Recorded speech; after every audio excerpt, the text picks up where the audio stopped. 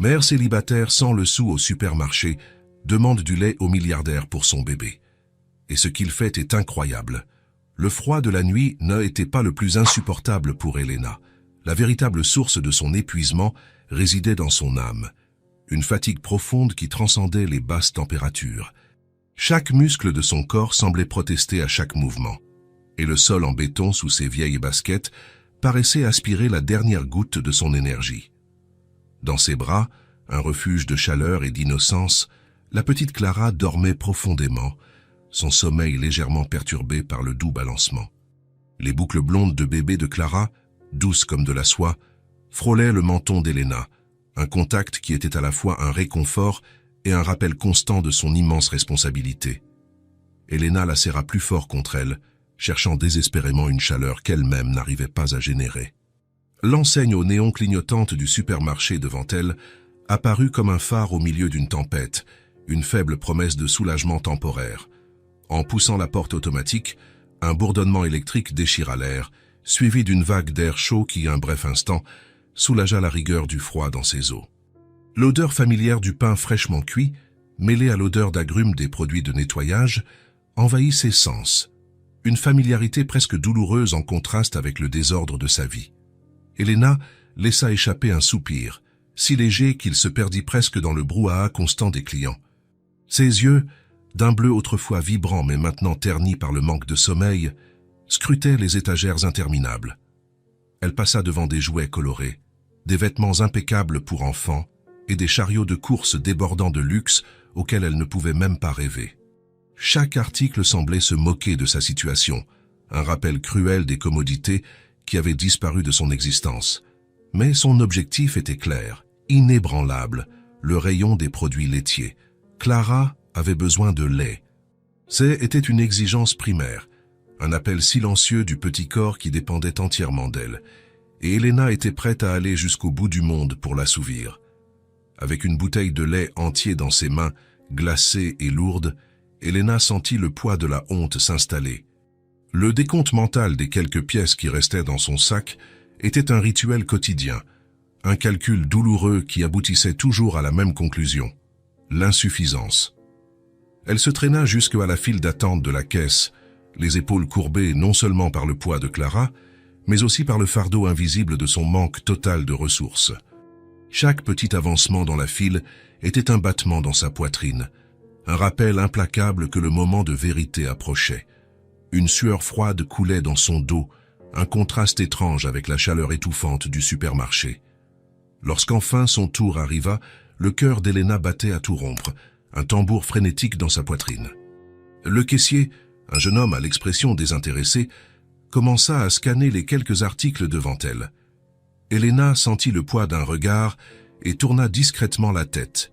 Un homme, grand, d'une élégance discrète qui dénotait la richesse sans ostentation, vêtu d'un costume sombre à la coupe impeccable. Ses cheveux étaient sombres et soigneusement coiffés, et sa posture était rigide, presque formelle. Henri, comme elle l'apprendrait plus tard, mais à cet instant, il n'était qu'un étranger imposant, un juge silencieux à son moment de plus grande vulnérabilité. Elena rassembla la dernière goutte de courage qui lui restait. Ses lèvres tremblèrent légèrement. Elle a juste besoin d'un peu de lait. Sa voix sortit dans un murmure presque inaudible, chargé de désespoir et d'un reste d'orgueil blessé. « Je promets de payer dès que je le pourrai. » Le caissier haussa un sourcil, l'indifférence remplacée par une pointe d'agacement. La file derrière eux semblait s'allonger de manière exponentielle, et Elena pouvait sentir les regards, chacun une pointe de jugement, d'impatience, de mépris. C était l'enfer personnel D, être visible dans sa pauvreté. C'est alors qu'une voix grave et calme, venue de derrière, déchira l'air tendu. « Mettez-le sur ma note. » Elena se retourna brusquement, ses yeux rencontrant les siens. Henri était là, ses yeux sombres fixés sur elle avec une intensité qui la désarma. Il n'y avait pas de pitié explicite dans son regard, ni de sourire condescendant. Juste une quiétude profonde, une réserve qui rendait son intervention encore plus énigmatique. Le caissier, visiblement soulagé de ne pas avoir à gérer une situation délicate, traita rapidement la transaction. Henri paya et d'un mouvement fluide, prit le petit sac contenant le lait et le tendit à Elena. tout cela sans un mot de plus, sans un contact visuel prolongé. Juste la remise, suivie de son retrait rapide et silencieux par la porte automatique. Elena resta là, le sac de lait tiède dans ses mains, se sentant étrangement vide. Le soulagement d'avoir du lait pour Clara se mêlait à une vague de honte qui la brûlait de l'intérieur. Il n'avait même pas attendu un remerciement. Il avait juste accompli l'acte de charité et disparu, comme si elle était un problème qu'il avait résolu efficacement, sans s'impliquer, sans se contaminer. Elle sortit du supermarché, le froid de la nuit l'enveloppant à nouveau, mais la chaleur du lait était un rappel de ce qui venait de se passer. Un petit point de lumière dans son obscurité. Henry s'installa dans l'intérieur luxueux et silencieux de sa voiture, un modèle qui alliait discrétion et performance supérieure. Les rues sombres de la ville glissaient sous les pneus, mais son esprit était figé sur l'image d'elle. La femme pâle, aux cheveux en désordre et aux yeux fatigués, la manière protectrice dont elle tenait le bébé blond. La demande, simple et douloureuse, pour un article aussi basique. Cela ne cadrait pas avec sa vie méticuleusement ordonnée. Henry était un homme de routines strictes, d'horaires précis, d'un univers construit sur la logique et le contrôle. Et par-dessus tout, c'était un homme habitué à la solitude, une solitude qu'il avait soigneusement cultivée au fil des ans, érigeant des murs hauts et infranchissables autour de lui. Mais cette scène, si brève et inattendue, avait réussi à fissurer l'armure de son indifférence. Pendant la nuit, l'image d'Elena et de Clara persista, un fantôme dans son esprit. Les yeux bleus fatigués d'Elena, le sommeil tranquille du bébé blond, la dignité silencieuse avec laquelle elle avait fait sa demande. Pourquoi cela le perturbait-il autant? Il avait déjà contribué à diverses causes, fait des dons à plusieurs organisations caritatives. Mais ces dons étaient abstraits, distants, des actes impersonnels de responsabilité sociale qui n'exigeaient aucune connexion émotionnelle. Cette interaction, cependant, fut viscérale, immédiate, profondément personnelle. Il y avait quelque chose dans la résilience d'Elena, dans la façon dont elle tenait bon malgré tout, qui l'intriguait. Ce n'était pas de la pitié. Henry détestait la pitié. Il la considérait comme un signe de faiblesse, tant pour celui qui la ressentait que pour celui qui la recevait. Était une sorte de reconnaissance d'une force indomptable, quelque chose que lui, dans sa propre vie confortable et contrôlée, avait peut-être oublié, ou peut-être jamais vraiment compris. Le lendemain se leva gris et humide. Les nuages lourds dans le ciel semblaient refléter l'agitation intérieure d'Henry. Il suivit sa routine matinale, la marche quotidienne qui le menait à travers un petit square au centre-ville. Était une habitude, une façon de garder l'esprit clair et organisé avant de plonger dans les affaires de la journée. Et c'est là que le destin ou le hasard les remit sur son chemin. Elena était assise sur un banc de parc glacial, la petite Clara blottie sur ses genoux, enveloppée dans une couverture délavée qui semblait à peine la protéger du froid et de la bruine fine qui commençait à tomber. Toutes les deux, un tableau délicat de vulnérabilité, les deux blondes sous le ciel gris, un contraste mélancolique avec la dureté du décor urbain. Clara, malgré le froid, avait un petit sourire aux lèvres, tandis qu'Elena semblait absorbée dans ses pensées, regardant dans le vide avec une expression de résignation. Henry s'arrêta. Ce ne fut pas une décision consciente, ni un calcul. Ce fut une impulsion brute, quelque chose qu'il n'avait pas ressenti depuis si longtemps qu'il le reconnut à peine. Était un homme de stratégie, de plans à long terme, de mouvements calculés et froids. Mais en les voyant là, si petites et exposées, si à la merci du monde, une barrière en lui sembla céder, se fissurer sous la pression d'une émotion inconnue. Une urgence, étrange et puissante, s'empara de lui, un sentiment qui défiait toute la logique et le contrôle qu'il chérissait tant. C'était comme si une pièce fondamentale de son existence, qu'il pensait complète, était manquante. Il s'approcha et Elena leva la tête, ses yeux écarquillant en le reconnaissant. Une rougeur pâle monta à ses joues, se mêlant à la peur et à la surprise. Ce n'était pas seulement le bienfaiteur de la veille, mais une présence qui semblait maintenant porter la promesse de quelque chose de plus, quelque chose qu'elle ne savait pas nommer. Henry ne lui laissa pas le temps de s'excuser ou de le remercier à nouveau. « Vous ne pouvez pas vivre comme ça, » dit-il, sa voix plus ferme qu'il ne l'avait prévu, faisant écho à la conviction qu'il avait soudainement envahi. Ce haine n'était pas une question, mais une affirmation, une constatation indéniable de la réalité. « Venez avec moi, il y a une limite à ce que vous pouvez supporter. » Elena le dévisagea, l'incrédulité marquant son visage fatigué. Ses yeux bleus, autrefois troubles d'inquiétude, brillaient maintenant d'un mélange complexe de peur, de méfiance et, malgré tout, d'une petite étincelle d'espoir qui refusait de s'éteindre. « Pour aller où ?» réussit-elle à demander, la voix rauque et hésitante, presque un murmure que le vent menaçait d'emporter. L'instinct de conservation, si fort en elle, l'alertait sur les dangers d'accepter l'aide d'un étranger, un homme si différent d'elle. « Chez moi », répondit Henri, sans détour, sans adoucir ses mots, sa voix chargée d'une autorité tranquille. « J'ai une chambre, c'est mieux que la rue. Vous ne méritez plus cette vie d'incertitude. » Il ne demandait pas, il déclarait. L'hésitation d'Elena était presque palpable. Une bataille interne féroce entre la peur de l'inconnu et l'urgence écrasante de la survie. L'instinct de protection pour Clara était le moteur de toutes ses actions. La pensée d'une nuit de plus dans le froid, d'une journée de plus d'incertitude et d'humiliation, de voir le petit visage de Clara marqué par la privation, était tout simplement insupportable.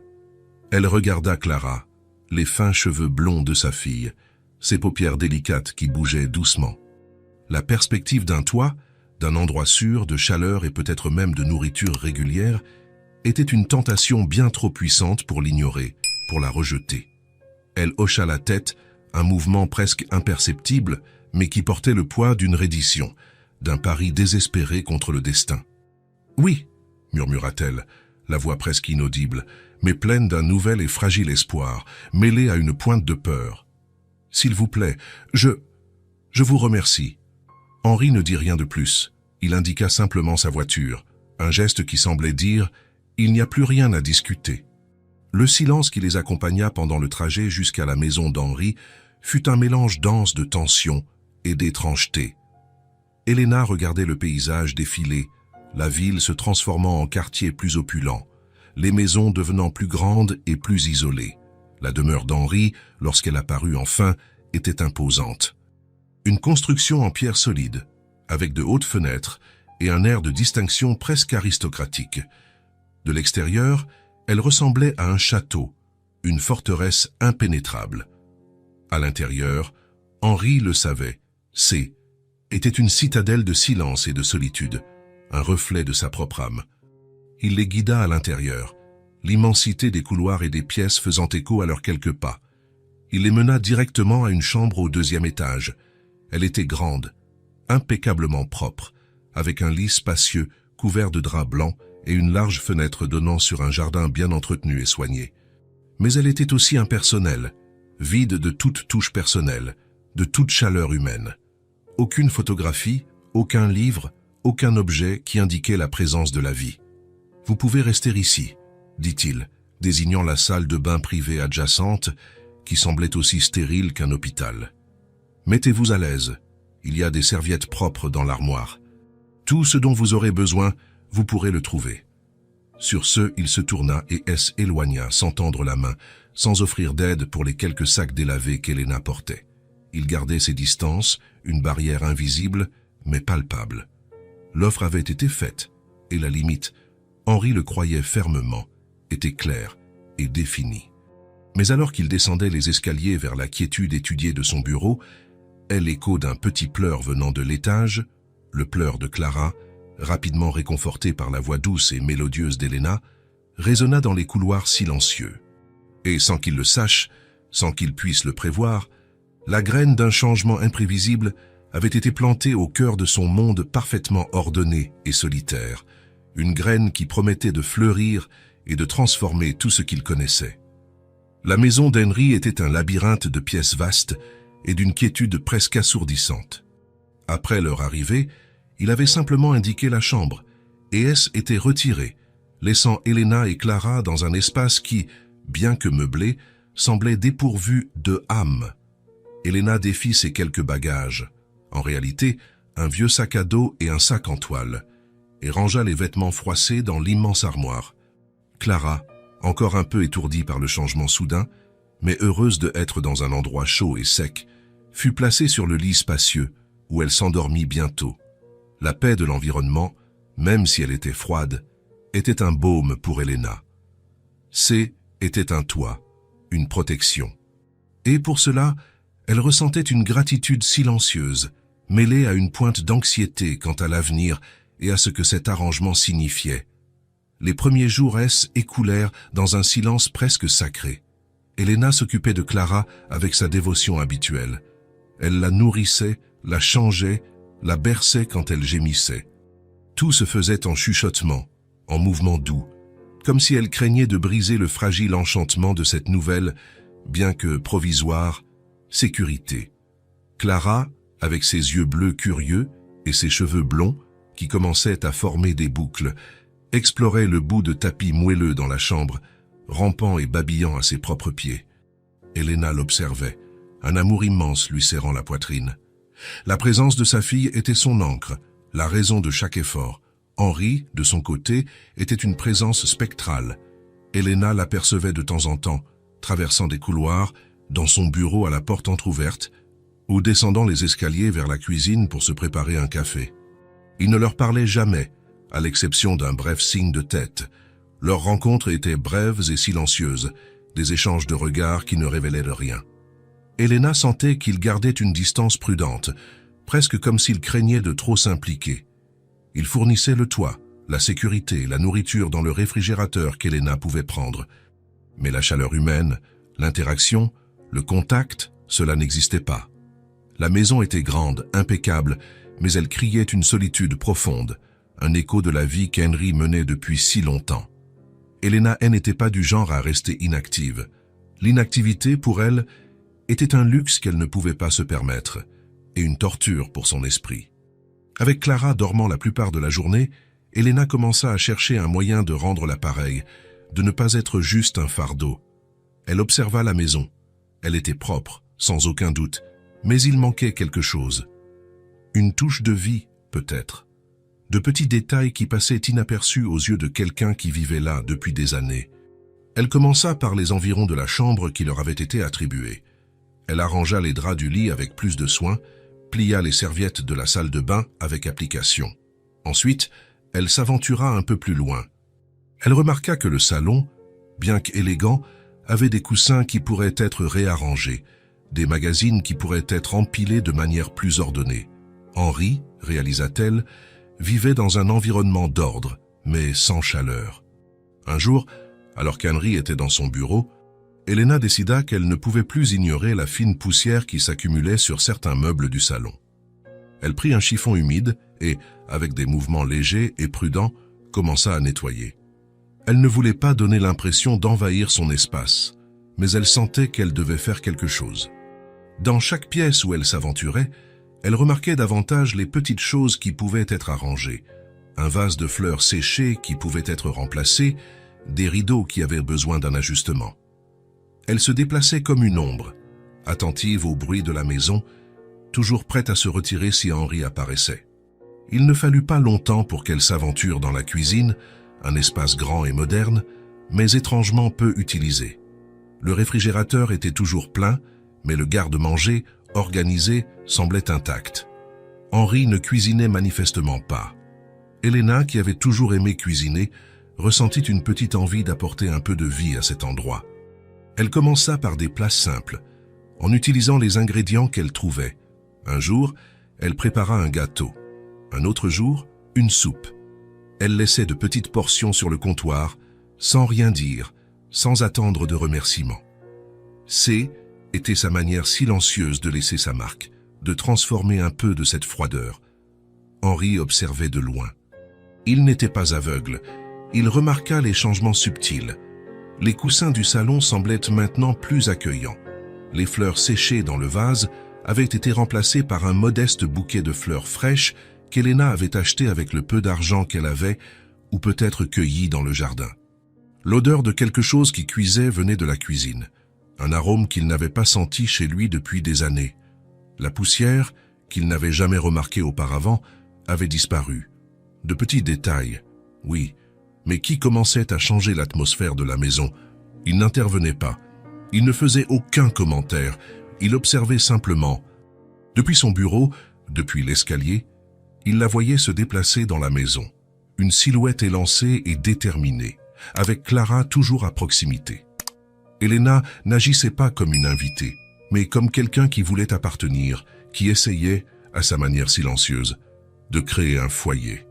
Ça était une dynamique étrange, un ballet de présences absentes et d'efforts non sollicités. Henri n'aurait jamais imaginé que sa maison, sa forteresse privée, puisse être ainsi envahie par une vie si subtile. Un jour, cependant, quelque chose brisa la routine du silence. Henri était dans son bureau, révisant des documents, le son doux de la musique classique remplissant la pièce. C était un son familier, réconfortant. Soudain, il entendit un son léger, mais distinct, un rire. Ce n'était pas le rire contenu d'un adulte, ni le sourire forcé d'une connaissance. C était un rire pur, enfantin, plein de joie décomplexée. Le rire de Clara. Il s'arrêta. Le stylo qu'il tenait plana au-dessus du papier.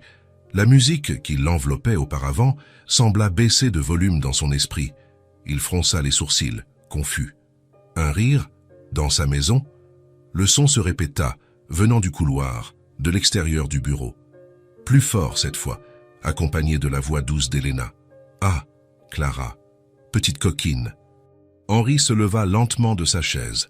Il se dirigea vers la porte, l'ouvrant juste d'une fente. Dans le couloir, Elena était accroupie, riant, tandis que Clara rampait furieusement derrière une petite balle colorée, ses petits bras potelés bougeant vite. Un énorme sourire sur son visage blond, ses yeux bleus brillant de contentement. Elle attrapa la balle et la tint en l'air, laissant échapper un autre rire, un son cristallin qui semblait résonner dans chaque recoin de la maison, auparavant froide et silencieuse. Henri resta là, dans l'entrebâillement de la porte, à observer. C était la première fois qu'il entendait le rire de Clara. Pas un babillage, pas un pleur, mais un rire. Un son qu'il ne s'attendait jamais à entendre chez lui, un son qu'il n'avait jamais invité. Il s'arrêta un instant. Ce N n'était pas de la colère, ni de l'agacement. C était autre chose, une sensation étrange, presque une chaleur. Ce son de pure joie, si étranger à son monde, avait, pour un bref instant, brisé la glace de son existence solitaire. Il referma lentement la porte, le son du rire résonnant encore dans son esprit.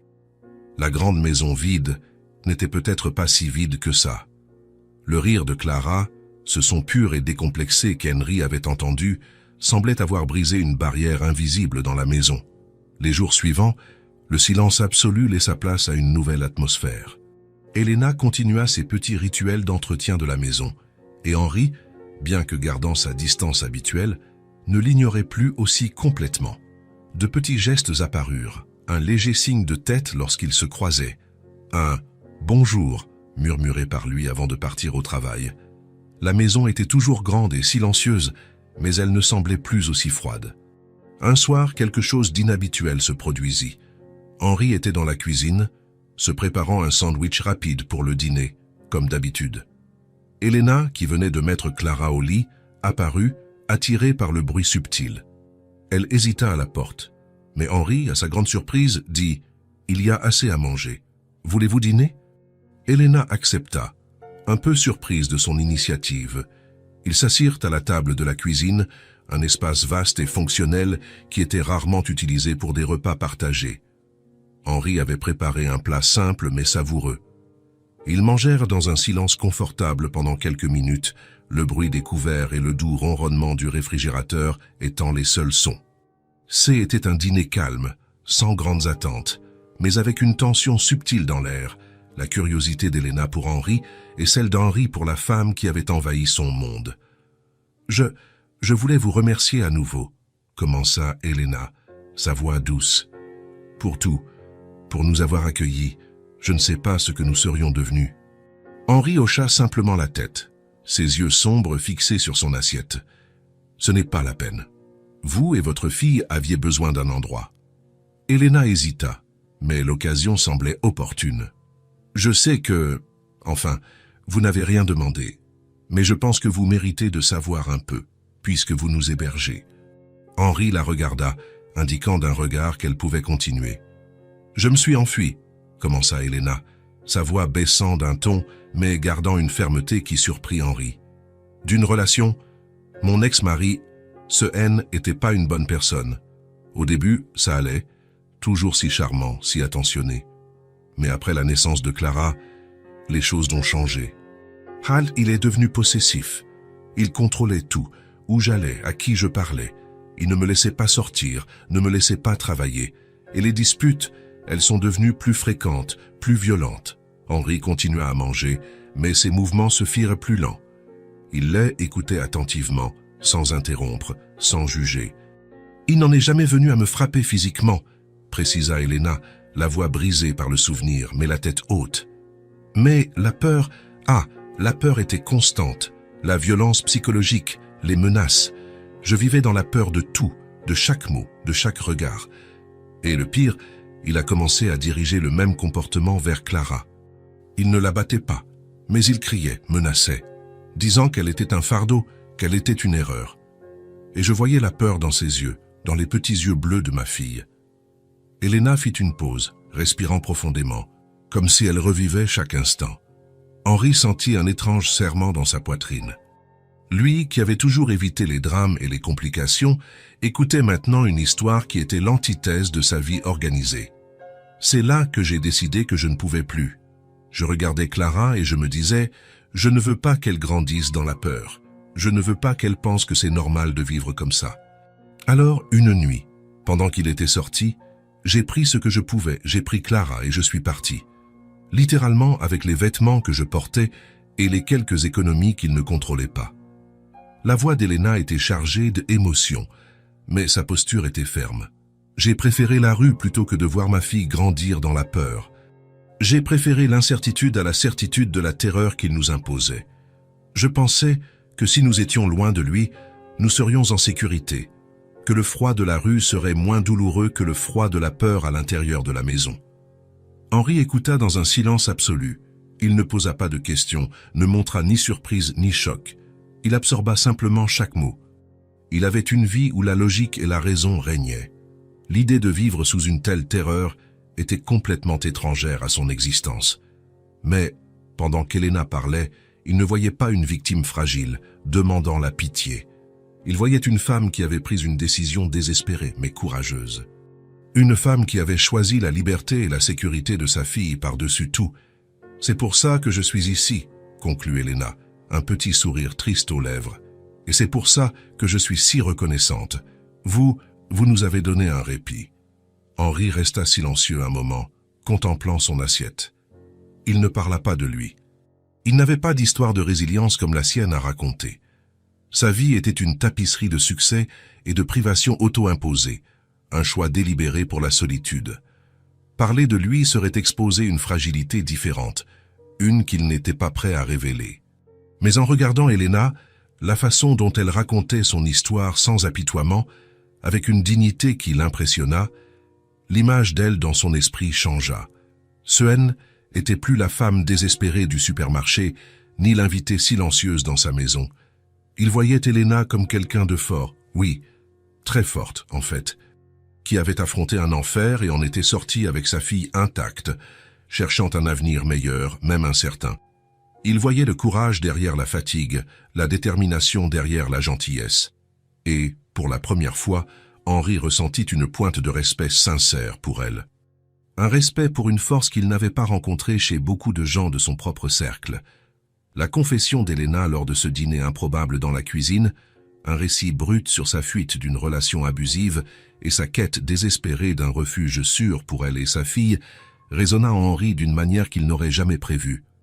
Lui, un homme qui avait passé la majeure partie de sa vie professionnelle et personnelle à traiter des faits incontestables et des chiffres précis avec des stratégies d'affaires froides et calculées, se retrouva à penser à son courage avec une fréquence surprenante.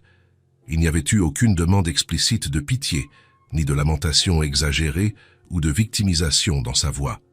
Juste une vérité nue et crue, livrée avec une dignité qui l'avait profondément impressionné et qui l'avait amené à réévaluer l'image qu'il avait d'elle. La figure d'Elena dans son esprit avait été réécrite.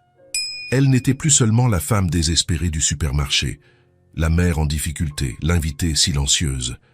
Elle était indéniablement une force, une personne d'une résilience remarquable, et cette perception, aussi subtile soit-elle, commença à dénouer les nœuds de sa propre réserve, ces liens qu'il avait resserrés au fil des années d'isolement auto-imposé. Lentement, presque imperceptiblement au début, la vaste et autrefois monotone maison d'Henry commença à changer. Ce n'était au pas de grandes rénovations ou des transformations structurelles qui altéraient son architecture austère. Étaient les petites choses, les subtilités qui s'infiltraient dans l'air, dans les odeurs et dans les espaces mêmes. Le silence, autrefois un roi absolu et incontestable, avait maintenant une compagnie douce, une mélodie délicate de vie qui commençait à remplir les coins autrefois vides. Le matin, l'odeur robuste et amère du café frais, préparé par sa machine automatique, n'arrivait plus seule. S'y mêlait l'arôme sucré et invitant de quelque chose qui cuisait. Peut-être des toasts chauds, peut-être un gâteau simple, un pain au lait pour le petit déjeuner, qui émanait de la cuisine, où Elena était déjà active depuis les premières heures du jour. Et avec ces nouvelles odeurs qui dansaient dans l'air, il y avait de nouveaux sons.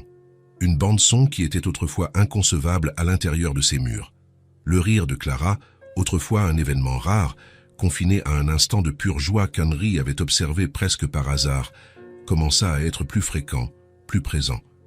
Un son cristallin, limpide et décomplexé qui semblait trouver des échos dans les coins les plus reculés de la maison, brisant la barrière de la quiétude. Et avec le rire venaient les babillages joyeux du bébé, les petits cris de contentement lorsqu'elle attrapait un jouet ou qu'Elena lui faisait une grimace amusante, provoquant encore plus d'éclats de rire. La maison, autrefois un mausolée de silence et d'ordre glacial, prenait vie avec ses petits et adorables sons enfantins. Elena, avec un naturel désarmant qui semblait né d'un besoin inné de créer un environnement accueillant, s'était adaptée à la cuisine spacieuse. Ses pas étaient légers et efficaces, tandis qu'elle se déplaçait entre le réfrigérateur et la cuisinière, et un chant discret, une mélodie de berceuse douce et presque inaudible, accompagnait souvent le léger cliquetis des ustensiles qu'elle utilisait.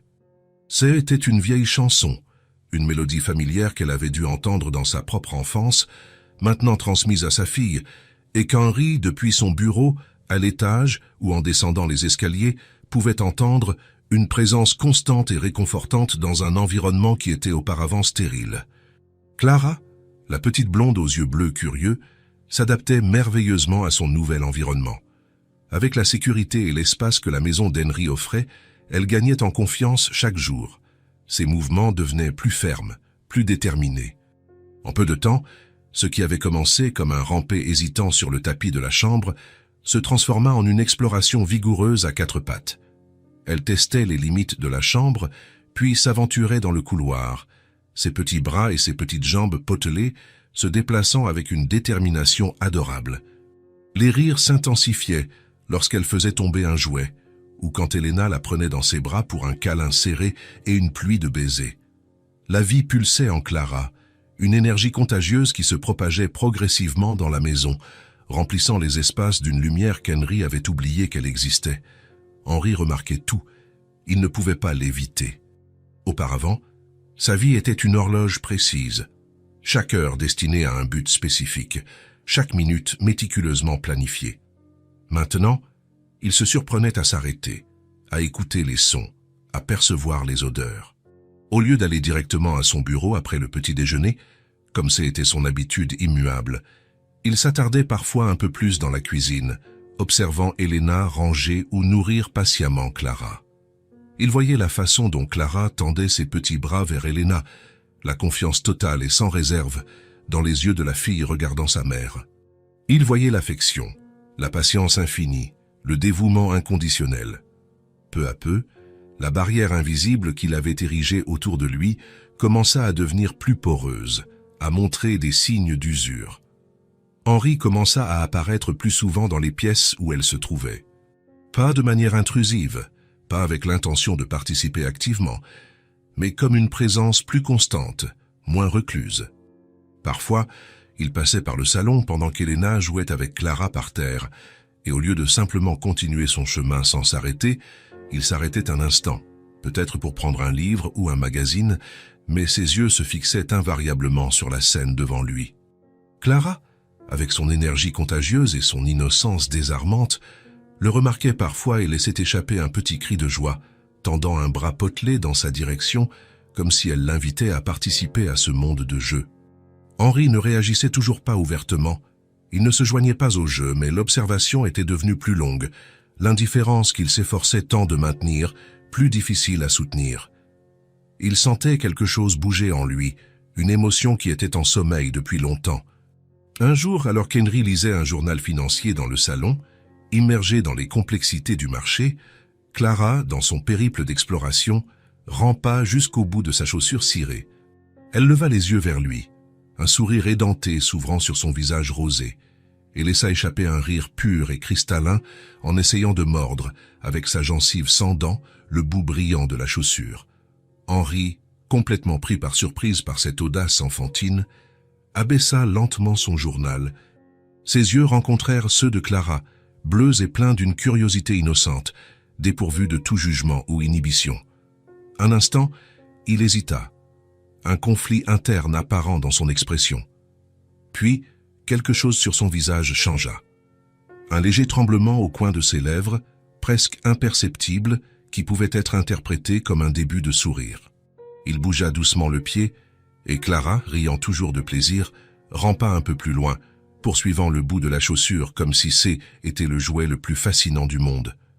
Helena, qui était dans la cuisine, vit la scène du coin de l'œil et sentit une chaleur inattendue se répandre dans sa poitrine. Ça était un moment minuscule, presque insignifiant pour un observateur extérieur, mais qui semblait porter un poids énorme de signification pour ces trois-là. La routine de la maison, autrefois si monotone et prévisible, gagnait de nouvelles couches de complexité et de chaleur. Chaque matin, l'odeur de café, autrefois solitaire, se mêlait maintenant à celle du pain frais et à d'autres arômes de petit déjeuner invitants. Les rires de Clara ponctuaient les heures, marquant le rythme de la journée d'une manière qu'Henri n'aurait jamais imaginée.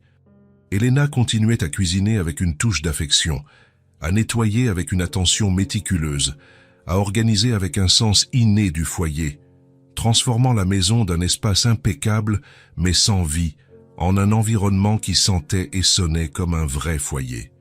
Henri essayait toujours de rester réservé. Ses mouvements étaient calculés, ses paroles rares et objectives. Il était toujours l'homme qui valorisait le silence et l'intimité par-dessus tout, un homme aux habitudes profondément enracinées. Mais la façade d'indifférence, autrefois si solide et impénétrable, montrait maintenant des fissures, de petites brèches par où la lumière et le son commençaient à pénétrer. Il se surprenait à réagir à des choses qu'il aurait autrefois laissées impassibles, complètement indifférents. Le pleur de Clara la nuit, par exemple, n'aurait été qu'un bruit lointain et sans importance, facilement ignoré dans sa bulle d'isolement. Maintenant, il se surprenait à écouter, ressentant une pointe d'inquiétude et un soulagement subtil lorsqu'il entendait la voix d'Helena la calmer, les sons d'une berceuse dont il ignorait même l'existence auparavant. Les petits dégâts que Clara faisait inévitablement, un jouet laissé dans le couloir, une petite tache de nourriture sur le tapis neuf, auraient été un outrage à son ordre méticuleux, quelque chose à corriger immédiatement avec un regard sévère.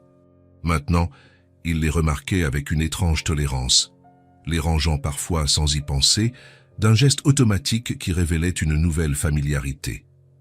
La rigidité de sa propre existence, autrefois une armure impénétrable, était progressivement adoucie, modelée par ses nouvelles présences, même s'il ne l'admettait pas, même à lui-même, à quel point il changeait. Ça était comme si la maison, autrefois une coquille vide, un simple réceptacle de son existence solitaire, se remplissait lentement, non seulement de personnes, mais de sensations, de émotions, d'une tapisserie de vie qu'Henri avait délibérément bannie de sa vie pendant si longtemps. Il se sentait comme un observateur privilégié, presque un intrus silencieux, témoin de l'épanouissement d'une petite famille entre ses murs, un phénomène biologique et émotionnel qu'il ne comprenait pas pleinement, mais qui le fascinait. Et, bien qu'il résistât à cette invasion de chaleur et de vie, la résistance devenait un fardeau de plus en plus lourd. L'indifférence, autrefois une seconde nature, était maintenant un rôle qu'il trouvait de plus en plus difficile, presque impossible, à jouer de manière convaincante. Ses gestes de distanciation devenaient plus mécaniques, moins authentique. Un matin, pendant le petit déjeuner, Elena et Henri étaient seuls à table, une quiétude inhabituelle car Clara dormait encore dans sa chambre. Le soleil entrait abondamment par la grande fenêtre de la cuisine, illuminant les petites vapeurs qui montaient des tasses de café et de la théière. Elena, préparant des toasts et servant du jus, sentit que était le bon moment. Une curiosité profonde, qu'elle gardait depuis des semaines depuis leur installation, trouva enfin une voix. « Vivez-vous toujours seul ?» demanda-t-elle, la voix douce mais directe, sans détour, chargée d'une gentillesse qui invitait à la réponse. Elle s'assit en face de lui, attendant, ses yeux bleus fixés sur les siens avec un rare sérieux. Henri arrêta de remuer son café avec la cuillère en argent. Ses yeux sombres, qui observaient autrefois la maison avec une étrange tolérance et une nouvelle curiosité, se fixèrent maintenant sur la tasse en porcelaine devant lui, comme si les réponses à la question d'Elena se trouvaient là dans le marque sombre qui se déposait au fond. Le silence se prolongea quelques secondes, un temps qui parut beaucoup plus long dans la tension de ce moment. Elena ne le pressa pas, ne le bouscula pas. Elle avait partagé sa propre douleur et son histoire complexe. Maintenant, elle lui offrait la même opportunité de faire de même, à son propre rythme, sans exigence. Il répondit enfin, sa voix basse et un peu rauque, comme s'il n'était pas habitué à parler de quelque chose de si personnel, quelque chose qu'il avait gardé si profondément. Oui, toujours. Il y avait une finalité dans sa voix, un ton d'acceptation presque résigné, une vérité qu'il semblait avoir assimilée depuis longtemps. « Je suis habitué à la solitude. » Il n'entra pas dans les détails. Il n'expliqua pas le pourquoi de sa solitude, n'offrit aucune justification pour son choix de vie, ni les circonstances qui l'y avaient été conduit. Juste la phrase simple, presque laconique, qui portait le poids d'une vie entière de choix et de circonstances, de pertes peut-être, de murs construits. Elena sentit son silence comme une barrière, mais en même temps comme une confession profonde, une fissure vers l'intérieur d'un homme complexe. Elle comprit que ce N n'était pas le moment, qu'il n'était pas prêt, ou peut-être ne le serait jamais, à dévoiler les méandres de sa propre solitude à une étrangère, même si cette étrangère vivait maintenant chez lui. Mais au lieu de se sentir rejetée par le manque de détails, par l'absence d'une histoire réciproque, Elena ressentit une pointe de compréhension sincère. Elle respecta son silence, son espace. Il n'avait pas besoin de s'expliquer. Elle avait goûté à l'amertume de la solitude de différentes manières, chacune avec sa propre douleur. Et contrairement à ce qu'on pourrait attendre d'une femme qui dépendait de sa générosité, un petit sourire apparut sur ses lèvres, un sourire qui n'était pas de pitié, mais d'une compréhension tranquille, presque complice. Henri, avec toute sa richesse, sa maison imposante et son monde apparemment complet, portait aussi ses propres fardeaux invisibles. Et le fait qu'il ait dit ces quelques mots, qui lui ait permis d'entrevoir sa vérité la plus intime, était déjà pour Elena un pas énorme. La maison changeait, et avec elle, peut-être, l'homme qui y vivait, s'ouvrant, 1 millimètre à la fois, à la vie qui l'entourait désormais. La petite confession d'Henri, ces quelques mots dits à voix basse sur la solitude qui l'accompagnait depuis si longtemps, eurent un effet inattendu et profond sur Elena. Loin de créer une barrière infranchissable, comme elle aurait pu le supposer, ils semblèrent dissoudre un peu plus la formalité rigide qui planait encore entre eux. Elena ressentit une pointe d'empathie sincère, réalisant que, bien que leur vie soit si radicalement différente dans leurs circonstances extérieures, la solitude était un sentiment qu'ils connaissaient tous les deux, bien que de manières et d'intensités distinctes. À partir de ce jour, l'atmosphère de la maison, qui se transformait déjà en quelque chose de moins austère, devint encore plus douce, plus perméable aux petits gestes de vie et d'affection. Clara, ignorante et heureusement inconsciente des complexités et des poids du monde adulte, elle s'épanouissait dans l'environnement sûr et étonnamment accueillant que la maison d'Henri offrait. Son rampé, autrefois un mouvement hésitant et expérimental, devint plus rapide, plus intrépide, et ses babillages gagnèrent de nouvelles intonations, plus claires et articulées. Elle était à l'âge d'explorer tout et tout le monde avec sa bouche et ses mains, et ses yeux bleus brillants, pleins d'une curiosité insatiable, ne perdaient aucun détail du monde qui l'entourait. Mais ce qui attirait le plus l'attention, ce qui semblait briser les barrières le plus rapidement, était sa réaction chaleureuse et instantanée à Henri.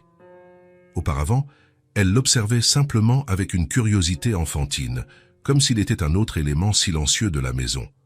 Maintenant, cependant, quand il apparaissait, même si c'était juste pour passer rapidement par le salon ou le couloir, Clara laissait échapper un petit cri de joie, un son aigu et pur qui remplissait l'espace. Ses petits bras potelés se tendaient dans sa direction, une invitation sans équivoque. Un sourire édenté, large et contagieux, s'ouvrait sur son visage rosé, et elle babillait des sons qui, pour Elena, ressemblaient à un « Henry » encore en formation. Une adorable tentative de prononcer son nom. Henri, au début, semblait un peu maladroit face à tant d'effusivité. Il ne savait pas comment réagir à un enfant si plein de vie, à une démonstration d'affection si spontanée et décomplexée, quelque chose de complètement étranger à son monde. Cependant, au fil des jours, il était impossible d'ignorer la joie contagieuse de la petite blonde. Il commença à répondre par un signe de tête, puis par un léger et presque imperceptible sourire, et parfois, à la grande surprise d'Elena, il se penchait même légèrement et laissait Clara saisir son doigt avec sa petite main minuscule. Était un contact rapide, presque imperceptible dans sa brièveté, mais était un contact qui était autrefois impensable. Elena observait ces interactions, si subtiles et en même temps si pleines de sens, avec une chaleur réconfortante, se propageant dans sa poitrine.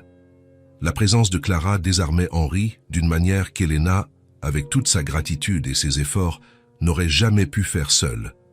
L'innocence pure du bébé, sa joie non dissimulée et sa capacité innée à aimer sans réserve, étaient une invitation irrésistible à la connexion, un défi silencieux à la muraille de réserve qu'Henri avait érigée autour de lui.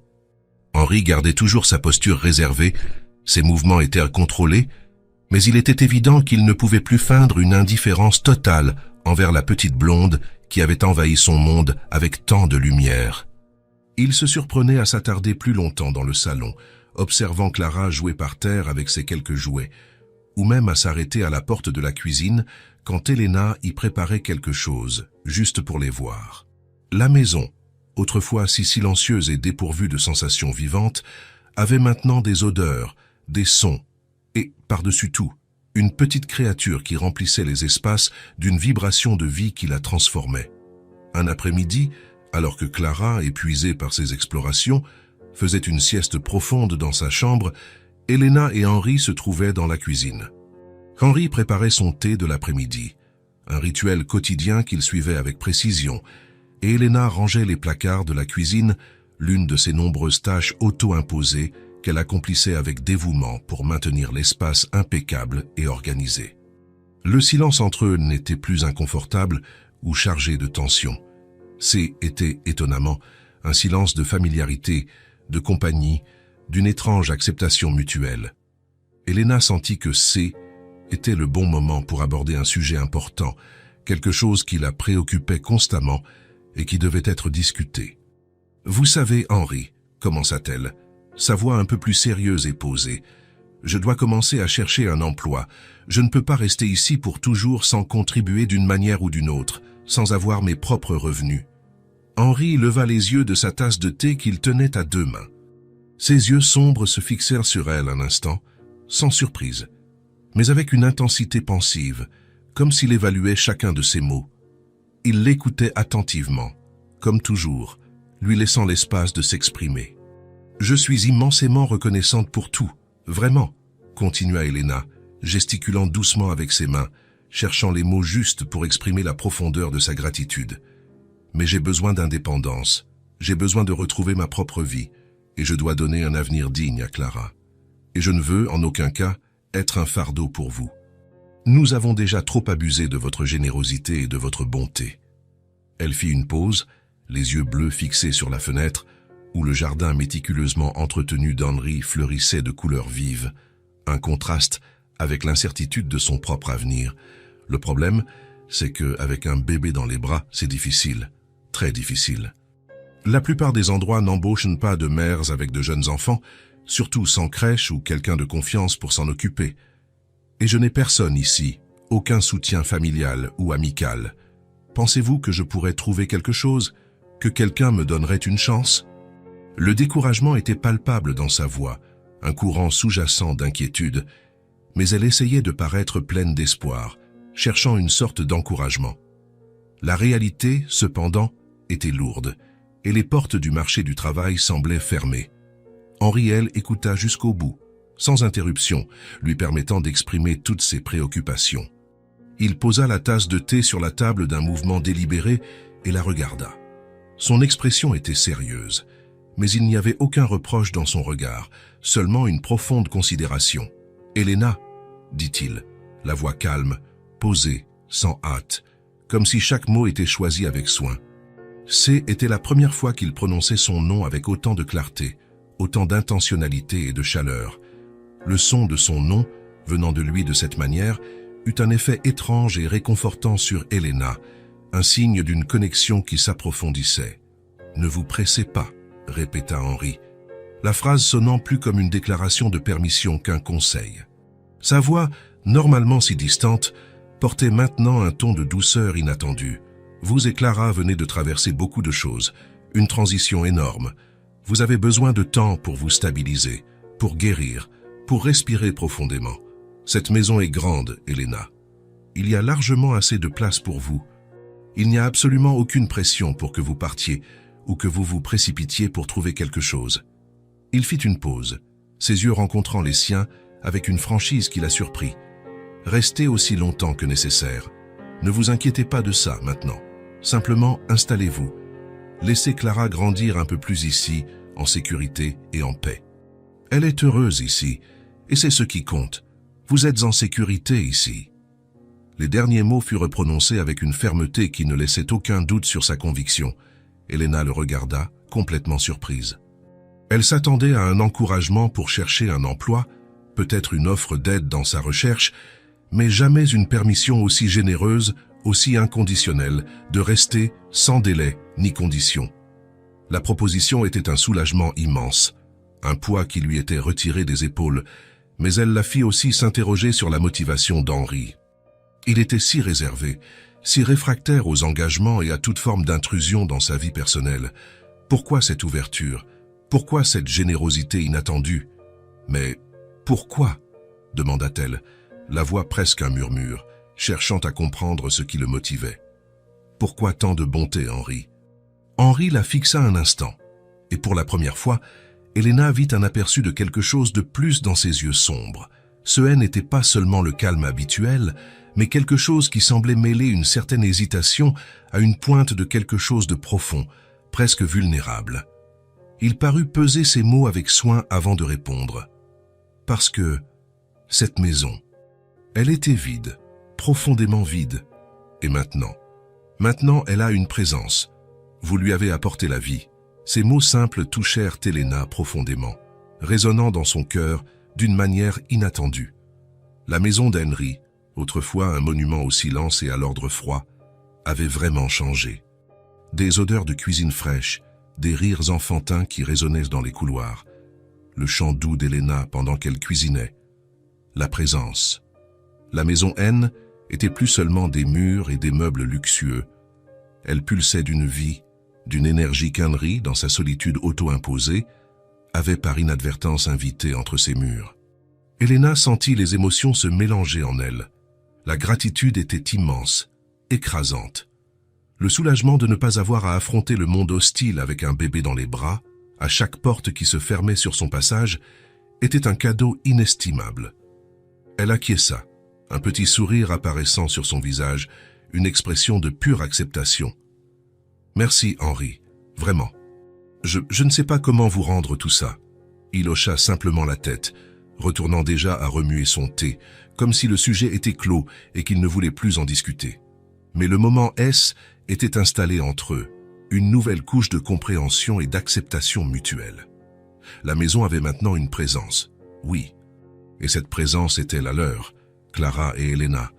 Cet espace vaste et autrefois stérile, rempli seulement de l'écho de la solitude d'Henri, était maintenant un foyer en construction. Ce N n'était pas encore de l'amour, pas de la manière traditionnelle ou romantique qu'Helena connaissait, ou qu'on attendait. Mais C était de l'attention.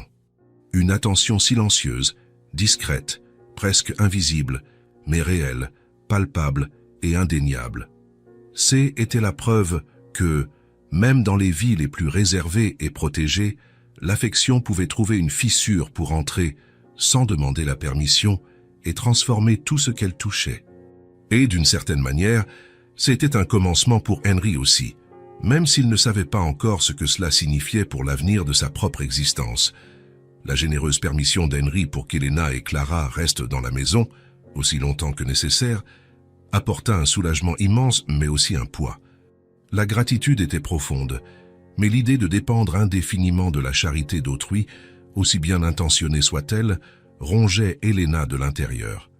Bien que la sécurité et le confort soient indéniables et que Clara soit visiblement plus heureuse et développée, le besoin de son indépendance financière restait une flamme allumée dans sa poitrine. Elle devait se prouver à elle-même, et peut-être à Henry, qu'elle n'était pas un fardeau, qu'elle pouvait se relever. Ainsi, malgré les paroles rassurantes d'Henry, Helena décida qu'elle ne pouvait pas rester inactive. Lorsque Clara atteignit un stade où ses siestes étaient plus longues et régulières, Helena commença à planifier. Elle rechercha des offres d'emploi, imprima des CV improvisés et, certains matins soigneusement choisis, lorsque la routine du bébé le permettait, elle sortait. Elle laissait un bref mot à Henry, l'informant qu'elle serait absente quelques heures, et s'assurait que Clara dormait ou était occupée avec des jouets dans la chambre, bien approvisionnée en lait et en couches, sous la surveillance discrète mais attentive du personnel de maison, instruit par Henry de toute nécessité d'urgence. À chaque sortie, Helena ressentait un mélange d'espoir et d'appréhension. L'espoir de trouver un travail, n'importe quoi qui lui permettrait de recommencer. Et l'appréhension, non seulement des difficultés inhérentes à la recherche d'emploi avec sa situation, mais aussi de la peur constante, un frisson dans le dos, que le passé puisse la rattraper. La ville était grande, mais le monde, elle le savait, pouvait être cruel et petit. Ce matin-là en particulier, le soleil brillait fort, mais le cœur d'Helena était lourd. Une fois de plus, les portes se fermaient. Un café lui avait refusé un poste pour manque d'expérience récente. Un grand magasin l'avait renvoyé parce qu'elle avait un bébé sans personne pour le garder. Le découragement la serrait. En rentrant chez Henry, ses pas étaient lents, traînants. Elle repassait les conversations, les excuses polies, le sentiment d'invisibilité. Absorbée dans ses pensées, Helena ne remarqua pas l'homme arrêté au coin de la rue animé, les yeux fixés sur elle.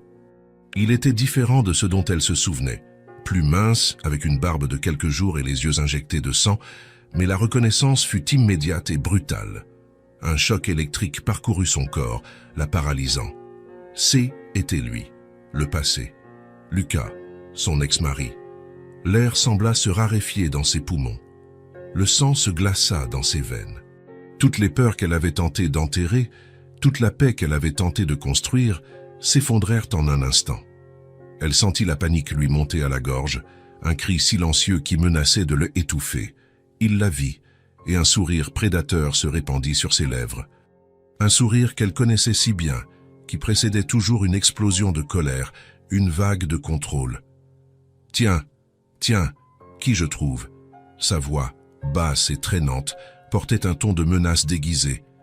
Il fit un pas dans sa direction. La fugitive. « Je pensais ne plus jamais te revoir. » Helena recula instinctivement, son corps tremblant. Son premier instinct fut de courir, de fuir le plus vite possible, mais ses pieds semblaient collés au sol. « Lucas, laisse-moi tranquille », réussit-elle à balbutier, la voix rauque, presque inaudible. Il rit, un son rauque qui résonna dans son esprit. « Te laisser tranquille, après tout ce que tu as fait, t'enfuir avec ma fille ?» L'accent sur Smao la frappa comme un coup de poing dans l'estomac. La peur pour Clara, même si elle était en sécurité chez Henry, était écrasante. « Clara n'est pas à toi, Lucas, c'est ma fille », rétorqua Helena, trouvant une force qu'elle ne savait pas avoir, poussée par l'instinct maternel.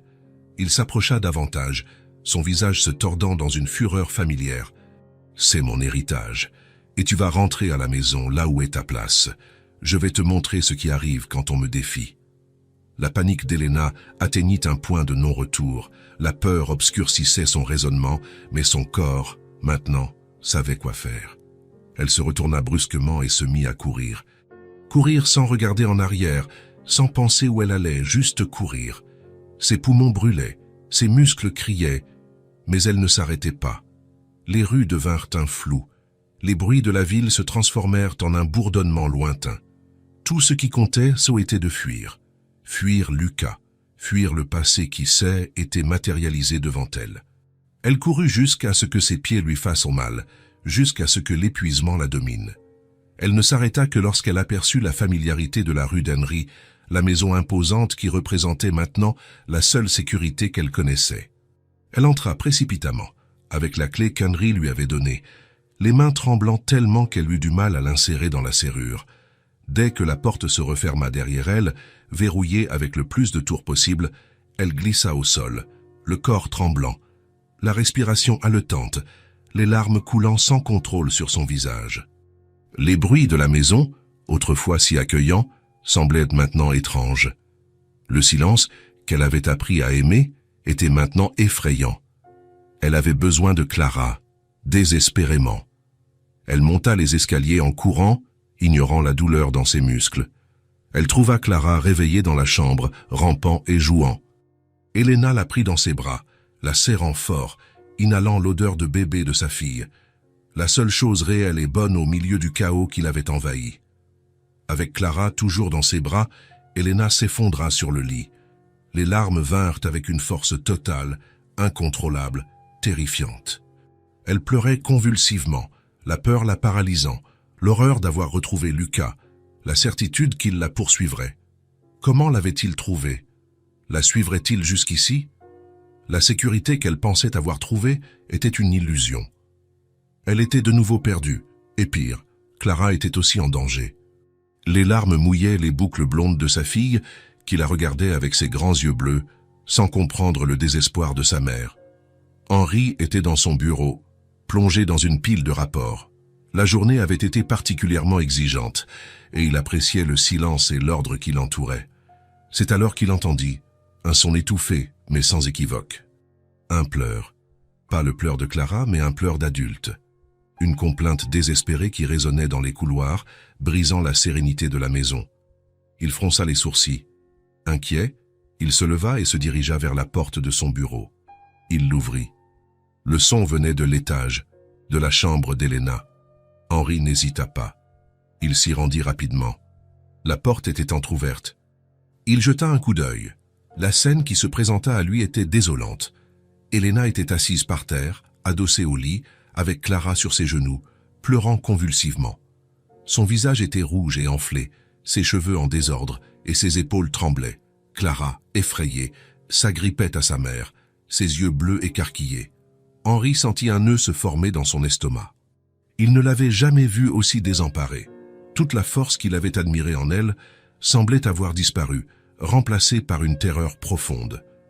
Il respira profondément, essayant de contrôler la colère qui commençait à monter en lui, une colère pour quelque chose qu'il ne comprenait pas encore, mais qu'il savait instinctivement être grave. Il entra dans la chambre, fermant doucement la porte derrière lui. Il se dirigea vers Elena et s'agenouilla devant elle, se mettant à la hauteur de ses yeux. Elena leva le regard, les yeux gonflés, et la terreur dans son expression était palpable. « Elena », dit-il, sa voix ferme, mais avec un calme qui le surprit lui-même. Il tendit la main et toucha son épaule, un geste simple, mais qui transmettait une force inattendue. « Qu'est-ce qui s'est passé ? Vous êtes en sécurité ici. » Elle ne put parler tout de suite, secouant simplement la tête, les larmes coulant. Henry attendit patiemment, maintenant son contact ferme. Finalement, entre deux sanglots, elle réussit à dire « Il m'a trouvé. » « Lucas, il était dans la rue. Il m'a vu, Henry. Il sait où je suis. » La mention du nom de Lucas, l'ex-mari abusif qu'elle avait fui, alluma une étincelle de compréhension et de fureur chez Henry. Il avait entendu son histoire, mais maintenant, voir la terreur sur le visage d'Elena, la fragilité de Clara dans ses bras, transformait le récit en une réalité cruelle et immédiate. La colère qu'il avait ressentie auparavant s'intensifia, mais il la maîtrisa. Ce dont Elena avait besoin maintenant, était de sécurité, pas de sa colère. Il serra doucement son épaule. « Il ne te fera pas de mal, ni à Clara, pas ici. » Sa voix était basse, mais portait une conviction inébranlable. « Vous êtes en sécurité ici. Je m'occupe de vous maintenant. » Les mots « haine » étaient non pas une demande, ni une promesse en l'air. C était une déclaration, un ordre. Sa maison, son sanctuaire, deviendrait leur sanctuaire. Elena le regarda dans les yeux, l'intensité de son affirmation pénétrant le voile de sa panique. Pour la première fois depuis qu'elle avait fui Lucas, pour la première fois de sa vie peut-être, Elena se sentit véritablement protégée. Ce haine n'était pas seulement la chaleur des mots, mais la force silencieuse qui émanait d'Henry, la conviction dans son regard. C'était comme si une armure invisible l'enveloppait, un bouclier contre le monde cruel qui avait tenté de la détruire. Elle ferma les yeux, respirant profondément, ressentant un soulagement écrasant. Plus tard, Clara dormait profondément dans son berceau, bercée par les pleurs épuisés de sa mère et la présence ferme d'Henry. Dans la cuisine, Henry et Elena buvaient du thé. Le silence, autrefois si chargé de douleur et de peur, était maintenant rempli d'une quiétude différente, une qui était partagée. La tasse d'Henry fumait dans ses mains, et Elena, encore un peu pâle, tenait sa propre tasse, se réchauffant les mains. Henry la regarda, la voix basse et sincère, brisant le silence de manière inattendue. « Vous pensez que c'est moi qui vous ai sauvé, Elena ?» Elena leva les yeux, surprise par l'affirmation. Elle croyait fermement que oui, il les avait sauvés. Il continua, ses yeux sombres fixés sur elle, la voix encore plus douce et révélatrice. « Mais c'est vous qui m'avez sauvé, sans que vous le sachiez. » Elena le dévisagea, sans comprendre. Henry était le bienfaiteur, l'homme riche. Comment aurait-elle pu le sauver? Je n'ai jamais aimé personne, avoua Henry, les mots sortant avec une difficulté visible, comme s'ils étaient coincés dans sa gorge depuis trop longtemps. C était un aveu rare, une fissure vers son âme qu'il avait si bien gardée. Ma vie était organisée, mais vide. J'y étais habitué à la solitude. Je la cultivais. Je pensais que C était tout ce dont j'avais besoin. Il fit une pause, un regard lointain dans ses yeux, se remémorant peut-être une vie d'isolement auto-imposée. Puis, il la regarda de nouveau, et Elena vit la vérité dans ses yeux, une profondeur qu'elle n'avait jamais perçue auparavant. « Mais maintenant, » continua-t-il, la voix presque un murmure, chargée d'une émotion qu'il ne savait pas nommer, mais qui était indéniable. « Maintenant, je ne vois plus ma vie sans vous, sans le rire de Clara, sans votre présence dans la maison, sans la façon dont vous l'avez transformée. Vous avez apporté quelque chose qui, je ne le savais pas, manquait, quelque chose dont je ne savais même pas avoir besoin. » Elena ressentit un choc. Ces paroles, si inattendues, la frappèrent comme une vague douce mais puissante. Toutes ces incertitudes, tous ces doutes sur le fait d'être un fardeau, se dissipèrent à cet instant. Il n'était pas charitable par obligation. Il parlait d'un besoin, d'une découverte profonde. Elle tendit une main tremblante sur la table et prit la sienne. Il n'y avait pas de promesse d'amour romantique, pas de déclaration grandiose d'un avenir. Il y avait juste la présence réelle. La présence de deux âmes marquées par la solitude et la douleur, qui, d'une manière ou d'une autre, s'y étaient retrouvées dans un foyer improbable. Les mots d'Henry, sa vulnérabilité inattendue, avaient scellé quelque chose entre eux. Ce haine n'était pas de l'amour au sens classique, mais quelque chose de plus profond, de plus fondamental. C était de l'attention. C'était une connexion incassable, construite sur la base de la gratitude, du respect et d'une révélation qui changeait tout. C était la certitude qu'ils appartenaient, d'une certaine manière, l'un à l'autre, dans cet espace qui était autrefois vide et qui, enfin, pulsait de vie. La nuit de la confession d'Henry dans la cuisine marqua un tournant, un point de non-retour dans les vies qui s'entremêlaient sous son toit imposant. Ces paroles, « Vous m'avez sauvé, je ne vois plus ma vie sans vous », résonnèrent dans l'esprit d'Elena, bien après que le silence eut de nouveau rempli l'espace. La vulnérabilité d'un homme qui semblait si inébranlable, si construit sur la logique et la réserve, était une révélation puissante, presque choquante. Lui, l'homme qui les avait sortis de la rue, le bienfaiteur dans son armure silencieuse, était, de son propre aveu, également sauvé par leur présence. Cet échange de vérité dépourvu de formalités ou des attentes chargées de la romance traditionnelle, créa un pont invisible mais incassable entre eux, une connexion des âmes qui surpassait toute distinction sociale ou matérielle. Helena se sentait en sécurité comme jamais auparavant, non seulement physiquement, protégée des intempéries du monde et de la menace de son passé, mais aussi émotionnellement, accueillie dans un espace d'acceptation. L'ombre de Lucas, bien que toujours latente dans ses pensées, semblait moins terrifiante sous la protection silencieuse et ferme d'Henry. Les jours qui suivirent à cette révélation furent tissés d'une nouvelle compréhension, une délicate tapisserie d'acceptation mutuelle. La maison, autrefois un lieu de refuge temporaire, un havre de paix accordé par charité, prit des allures de foyer en construction, pièce par pièce, moment par moment, avec chaque rire de Clara et chaque contact doux d'Helena. La présence du bébé blond, avec ses yeux bleus curieux et son énergie contagieuse, était la lumière qui guidait cette transformation, et Helena, avec sa touche délicate dans les détails et ses rires doux qui se mêlaient à ceux de sa fille, était l'architecte invisible de cette nouvelle réalité. Henry, de son côté, était plus présent, pas seulement physiquement, partageant les mêmes pièces de la maison, mais d'une manière plus authentique, plus engagée. Les regards qu'ils échangeaient étaient plus longs, plus chargés de sens, non plus de simples observations discrètes, mais des fenêtres sur une compréhension croissante. De petits gestes, autrefois impensables pour un homme si réservé, devinrent courants, faisant partie de sa nouvelle routine. Un verre d'eau offert sans demande, un jouet coloré de Clara qu'Henry ramassait par terre sans qu'on le lui demande, un bref partage des nouvelles du jour ou des observations sur le jardin. Était un matin limpide de printemps. Le doux soleil de la saison inondait le jardin méticuleusement entretenu d'Henry, le transformant en une oasis de verre vibrant et de fleurs en bouton qui s'ouvraient en promesses colorées. Henry, dans un geste qui aurait été impensable peu de temps auparavant, avait permis à Helena d'emmener Clara jouer sur l'herbe pour la première fois. L'herbe, un tapis vert velouté, semblait invitante sous les pieds curieux du bébé. Clara, avec son énergie inépuisable et ses boucles blondes qui sautillaient joyeusement à chaque mouvement, rampait avec enthousiasme. Elle explorait les marguerites blanches qui poussaient ici et là, laissait échapper des petits cris de joie aux papillons qui volaient au-dessus des fleurs fraîchement ouvertes et riait sans retenue quand elle sentait la brise douce sur son visage, une petite manifestation de pur bonheur.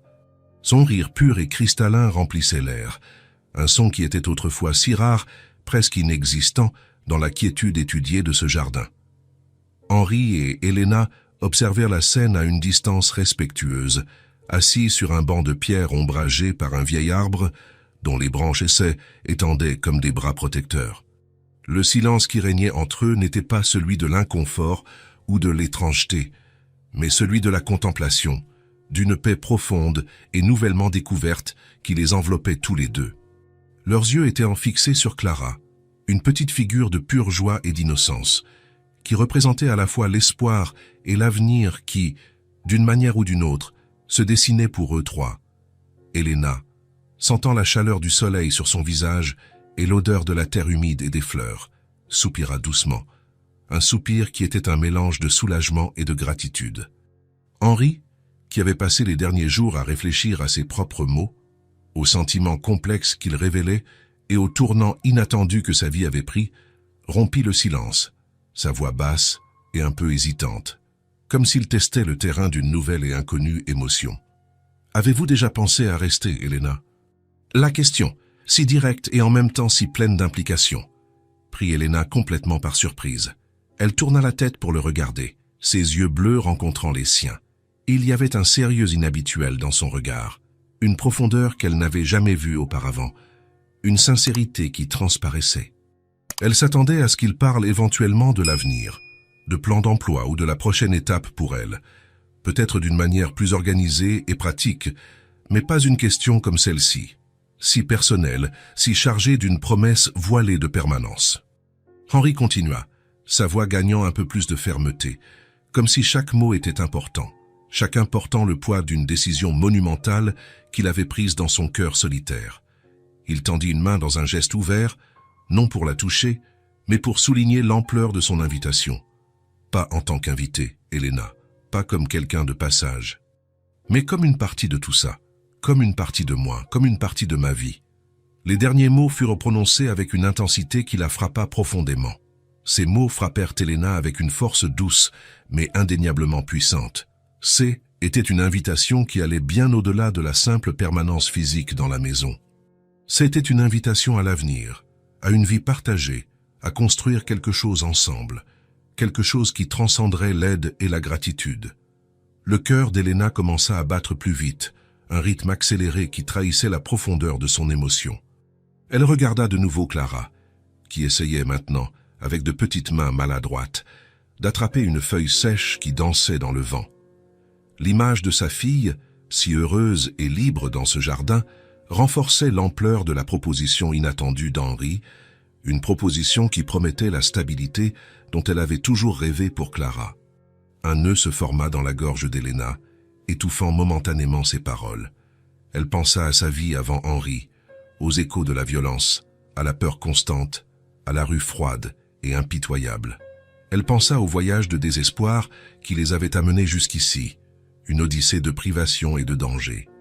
Et elle pensa à la sécurité étrange mais solide qu'elle avait trouvée avec Henri, un homme qui, dans sa propre solitude, avait ouvert non seulement sa maison, mais son cœur d'une manière qu'elle n'aurait jamais imaginée, qu'elle n'aurait jamais osé espérer. Ses soins silencieux, ses démonstrations d'affection, étaient devenus les piliers de sa nouvelle existence. Elle se tourna de nouveau vers Henri, les yeux embués d'émotion, mais avec un sourire doux, un mélange de soulagement et de bonheur. « On n'a jamais rien eu, Henri, » répondit Elena, sa voix un peu brisée par l'émotion, mais pleine d'une vérité profonde et incontestable. Elle laissa les mots flotter dans l'air un instant pour que le poids de ses expériences passées soit compris. Aucun endroit à nous, aucune sécurité durable, aucune base solide. Juste la peur constante et l'incertitude de chaque nouveau jour. Elle fit une petite pause, son regard revenant sur Clara, qui riait maintenant en rampant vers une fleur colorée, l'incarnation même de l'innocence et de la joie. « Mais ici, Henri, continua-t-elle, la voix plus ferme maintenant, pleine de conviction et d'un nouvel espoir. Ici, avec vous et avec Clara, ici, on a tout. Un vrai foyer, la paix, une sécurité que je ne connaissais pas, et l'espoir d'un avenir, un avenir qui semblait impossible. C'était une déclaration simple, mais qui portait le poids de toutes ses expériences. Le sourire d'Henri S. élargit, un sourire sincère et chaleureux qui apparaissait rarement sur son visage, mais qui illuminait maintenant ses yeux sombres d'une lumière qu'Elena n'avait jamais vue. Les mots d'Elena furent une confirmation de ce qu'il ressentait déjà dans son cœur, de ce qu'il avait perçu au cours des derniers jours de cohabitation. La décision de rester naine n'était pas seulement une réponse à sa proposition, mais une reconnaissance mutuelle qu'ils avaient trouvé quelque chose de précieux et d'irremplaçable l'un chez l'autre, une pièce qui manquait à leurs vies individuelles. Il n'y eut pas de demande en mariage formel, pas de bague brillante, ni de déclaration grandiose et romantique d'amour passionné. Il y avait quelque chose de plus fondamental, de plus enraciné, une acceptation mutuelle, un choix de construire une vie ensemble, basée sur l'attention, le respect et une connexion qui s'approfondissait chaque jour, se solidifiant sur une fondation invisible. Les jours qui suivirent cette conversation dans le jardin furent remplis d'une nouvelle légèreté, d'une attente silencieuse et heureuse qui imprégnait chaque recoin de la maison. Elena se sentait plus à l'aise que jamais. L'anxiété d'être un fardeau avait disparu, et la présence d'Henri était maintenant une source constante de réconfort et non plus de réserve. La maison, avec ses arômes de cuisine maison, les rires contagieux de Clara et les moments de silence partagés, se consolidait comme le foyer qu'ils avaient trouvé ensemble, un foyer forgé dans des circonstances inattendues. Quelques jours après la conversation décisive dans le jardin, Elena remarqua quelque chose de différent dans la maison. Des bruits de marteau et de scie, doux mais persistants, provenaient d'une des chambres d'amis à l'étage, une pièce qui avait toujours été fermée et intacte, un espace vide et silencieux. Curieuse, mais respectant l'intimité d'Henri, elle ne posa pas de questions, ne voulant pas paraître indiscrète. Jusqu'à ce qu'un jour, Henri l'appelle, sa voix avec un ton légèrement différent, un qu'elle ne sut identifier. « Elena », dit-il, sa voix un peu plus douce que d'habitude, une lueur inhabituelle dans ses yeux sombres, presque une étincelle d'excitation contenue. « J'aimerais te montrer quelque chose. Viens avec moi. » Il la conduisit à la chambre d'amis, qui était auparavant une toile blanche. En ouvrant la porte, Elena s'arrêta brusquement, le souffle coupé. La pièce, autrefois impersonnelle et vide, était complètement transformée. Les murs avaient été peints dans des tons doux de crème et de bleu clair, des couleurs qui évoquèrent le calme et la sérénité, parfaites pour un environnement d'enfant. Au centre, il y avait un beau et robuste berceau en bois, fraîchement monté, avec des draps blancs et un mobile coloré d'ourson qui tournait doucement au-dessus, dansant dans l'air. Une petite commode fonctionnelle et un fauteuil moelleux complétaient l'ensemble, créant un espace qui était indéniablement une chambre de bébé. Une étagère délicatement installée au mur arborait une petite collection de peluches, quelques livres pour enfants aux couvertures colorées et un petit tapis de réveil au sol, invitant aux petits mouvements de Clara. Chaque détail, du choix des couleurs des murs aux objets délicatement disposés, parlait d'affection, de planification, d'un dévouement et d'un soin qu'Elena n'attendait pas, qui la prirent par surprise. C était une chambre, non pas d'amis, mais d'un enfant, faite avec un amour qui dépassait toute attente. Elena porta les mains à sa bouche, ses yeux bleus embués de larmes qui luttaient pour ne pas couler.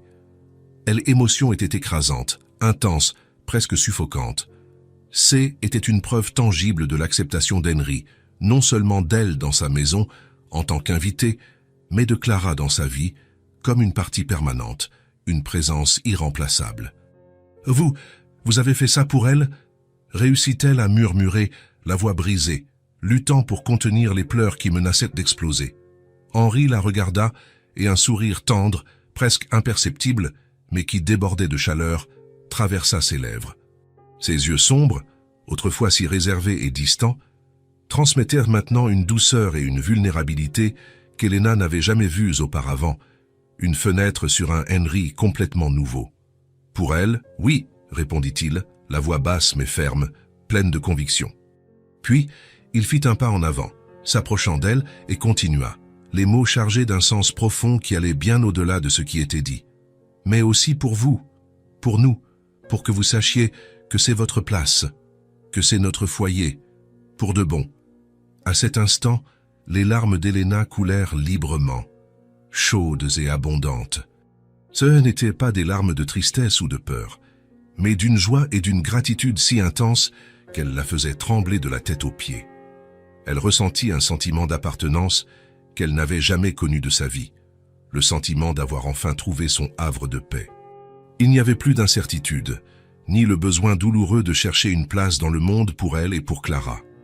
Cette place était là, avec Henri et avec Clara, dans la maison qui respirait maintenant la vie. Peu après, Clara fut amenée dans sa nouvelle chambre. Ses yeux bleus s'écarquillèrent de curiosité et de surprise, en voyant les nouvelles couleurs, le berceau qui n'était qu'à elle, les jouets disposés avec soin. Avec un petit cri de pur bonheur et un babillage joyeux, elle rampa rapidement vers le tapis des « éveils », attrapa un ours en peluche tout doux et laissa échapper un rire contagieux qui résonna dans la chambre fraîchement décorée, la remplissant d'une joie enfantine. Elle était chez elle, dans son propre espace. Henri observait la scène, debout à la porte, les bras croisés, un regard lointain et en même temps profondément présent dans ses yeux. Elena le vit, et il ne remarqua pas qu'elle l'observait attentivement. Ses lèvres tremblèrent doucement, et elle jura avoir vu une larme silencieuse couler sur son visage, rapidement essuyée par lui, avant que quiconque, surtout Elena, ne puisse la remarquer. Il ne dit pas un mot, mais l'émotion sur son visage, la façon dont il observait Clara, sa petite invitée devenue membre de la famille, était plus éloquente que n'importe quel discours, plus puissante que n'importe quelle déclaration verbale. C'était l'émotion d'un homme qui avait trouvé dans les rires d'un enfant blond et la présence résiliente d'une femme forte, un but, un foyer, une vie qu'il ne savait pas qu'il perdait, qu'il ne savait même pas qu'elle existait. La maison, autrefois grande et vide, était enfin complète, remplie de l'écho d'un bonheur qui semblait destiné à durer. La maison respirait. Ça était une respiration lente et profonde, de quelqu'un qui avait enfin trouvé son rythme naturel. L'air portait des arômes familiers, le pain chaud qu'Elena préparait chaque matin, le café fort qu'Henry appréciait, et un parfum doux que seuls les jeunes enfants peuvent apporter, cette odeur de pureté et de rire cristallin. Il était 6 heures du matin quand Clara se réveilla, comme d'habitude, avec ses boucles blondes en désordre et ses yeux bleus encore endormis. Mais au lieu des pleurs matinaux, elle laissa échapper un petit babillage joyeux, comme si elle savait que quelque chose de spécial l'attendait. De sa chambre, peinte avec tant de soin, venaient les sons doux de ses tentatives de parler, de petits « mamama » et « papapa » qui résonnaient dans les couloirs autrefois silencieux. Elena apparut à la porte, les cheveux lâches tombant sur ses épaules, un sourire paresseux encore marqué par le sommeil. « Bonjour, ma princesse » murmura-t-elle, prenant Clara dans ses bras. Le bébé se blottit contre la poitrine de sa mère, mais ses yeux curieux cherchèrent déjà quelque chose de plus, ou plutôt quelqu'un d'autre. Dans la cuisine, Henri se tenait près de la fenêtre, observant le jardin s'éveiller à la lumière dorée du matin. Il tenait une tasse de café portant encore la chemise de la veille, mais avec la cravate défaite et les manches retroussées. Lorsqu'il entendit les pas d'Elena descendre l'escalier, il se tourna instinctivement. Clara le vit en premier. Un petit cri de pure joie s'échappa de ses lèvres roses, et elle tendit ses petits bras dans sa direction, babillant des sons qui semblaient une adorable tentative de dire « Henri ». Il était impossible de résister à cette effusivité, à cette joie sincère qui ne connaissait aucune réserve. Henri s'approcha, tendant les bras. Elena, sans hésiter, lui passa Clara. Ça était un geste qui était devenu naturel au cours des dernières semaines, mais qui portait encore un poids émotionnel profond. Lorsque Clara se blottit contre la poitrine d'Henri, ses petits doigts s'accrochant à sa chemise, quelque chose s'apaisa dans la maison. Comme si toutes les pièces d'un puzzle complexe avaient enfin trouvé leur place. « Ça va le thème » dit doucement Elena, observant la scène tout en commençant à préparer le petit déjeuner. Ce n'était pas une observation désinvolte, mais une constatation profonde. Clara ne se sentait pas seulement en sécurité avec Henri. Elle l'avait complètement adopté, de la manière dont seuls les jeunes enfants peuvent le faire, sans poser de questions, simplement avec le cœur ouvert. Henri regarda le bébé dans ses bras, ses yeux sombres reflétant une tendresse qu'il ne se connaissait pas. Clara jouait avec les boutons de sa chemise, émettant ces petits sons heureux qui étaient devenus la bande-son de ses journées. « Je n'aurais jamais cru que ce serait possible », murmura-t-il, plus pour lui-même. Le petit déjeuner fut servi sur la table de la cuisine, qui était devenue le centre de la maison. Elena apporta du pain frais, de la confiture maison, des fruits coupés en petits morceaux pour Clara. Henri observait, tenant toujours le bébé, comment elle organisait tout avec naturel. Il n'y avait pas de hâte, pas de tension, juste le calme d'un matin ordinaire dans une famille ordinaire. Lorsqu'ils s'assirent pour manger, Clara sur les genoux d'Henri, un silence confortable plana entre eux. Était le genre de silence qui n'avait pas besoin d'être comblé, qui parlait de lui-même. Elena mangeait un toast, observant Henri apprendre à Clara à tenir un petit morceau de banane. Sa patience était infinie, son dévouement évident. « Tu penses que c'est ça, l'amour » demanda soudainement Elena, la question sortant de ses lèvres avant même qu'elle ait eu le temps d'y penser. Sa voix était basse, presque un murmure, mais chargée d'une curiosité sincère. Elle ne parlait pas seulement de ce qui existait entre eux deux, mais de tout cet ensemble. La maison qui respirait, l'enfant qui les unissait, le sentiment de plénitude qu'aucun d'eux n'avait jamais connu auparavant. Henri s'arrêta, le morceau de banane toujours dans les mains, Clara le regardant avec attente. Il réfléchit à la question un long moment, son regard parcourant le visage d'Elena, puis descendant vers Clara, qui jouait maintenant avec sa cravate défaite. « Je ne sais pas comment ça s'appelle », répondit-il finalement, la voix rauque d'émotion. « Je sais juste que, maintenant, je sais vivre. » Les mots flottèrent dans l'air matinal, simples mais chargés d'une vérité profonde. Ce n'était pas une grande déclaration de passion, ni des promesses éternelles. Était quelque chose de plus fondamental, la reconnaissance que la vie, autrefois une simple succession de jours organisés et vides, avait maintenant de la couleur, du son, un sens. Clara, inconsciente de la profondeur du moment, laissa échapper un petit rire musical et attrapa la cravate d'Henri, la portant à sa bouche comme si était le jouet le plus fascinant du monde. Le son de sa joie brisa la solennité du moment, et Elena et Henri rirent tous les deux, d'abord doucement puis plus ouvertement, jusqu'à ce que la cuisine soit remplie du son de 3 rires différents se mêlant en une harmonie parfaite. Était ça. Un foyer avait été créé, non pas par des plans minutieux ou des décisions rationnelles, ni par des contrats ou des promesses formelles, simplement par l'amour, ce sentiment complexe qui avait trouvé son chemin à travers les défenses les mieux construites et les peurs les plus profondes. Clara continua de rire entre eux deux, comme si elle savait qu'elle était responsable de toute cette magie, de toute cette transformation. Et peut-être le savait-elle vraiment. Après tout, l'amour a de nombreuses formes, et parfois, il arrive à travers les yeux bleus d'un enfant qui ne connaît pas l'impossible. Si cette histoire vous a touché le cœur, abonnez-vous à la chaîne et activez la cloche de notification pour ne pas manquer les prochaines. Laissez un j'aime, car cela aide à recommander cette histoire à davantage de personnes. À la prochaine histoire.